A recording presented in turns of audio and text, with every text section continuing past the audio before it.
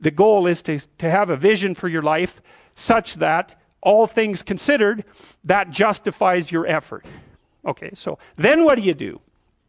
Well, then you turn down to the micro routines. It's like, okay, well, this is what I'm aiming for. How does that instantiate itself day to day, week to week, month to month? And that's where something like a schedule can be unbelievably useful. Google Calendar. It's like, make a damn schedule and stick to it. Okay, so what's the rule with the schedule? It's not a bloody prison. That's the first thing that people do wrong. They say, well, I don't like to follow a schedule. Well, it's like, well, what kind of schedule are you setting up? Well, I have to do this, then I have to do this, then I have to do this, and then I just go play video games, because who wants to do all these things that I have to do? It's like, wrong. Set the damn schedule up so that you have the day you want.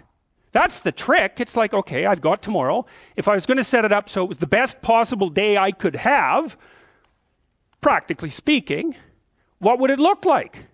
Well, then you schedule that. And obviously there's a bit of responsibility that's going to go along with that, because if you have any sense, one of the things that you're going to insist upon is that at the end of the day, you're not in worse shape than you were than at the beginning of the day, right? Because that's a stupid day. If you have a bunch of those in a row, you just dig yourself a hole and then you bury yourself in it. It's like, sorry, that's just not a good strategy.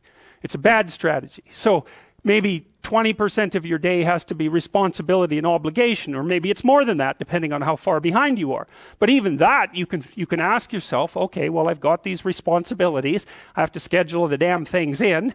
What's the right ratio of responsibility to reward? And you can ask yourself that, just like you'd negotiate with someone who is working for you. It's like, okay, you got to work tomorrow. Okay, so I want you to work tomorrow. And you might say, okay, well, what are you going to do for me that makes it likely that I'll work for you?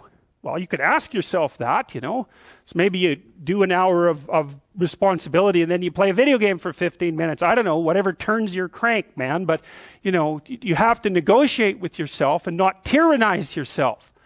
Like you're negotiating with someone that you care for, that you would like to be productive and have a good life. And that's how you make the schedule. It's like, and then you look at the day and you think, well, if I had that day, that'd be good.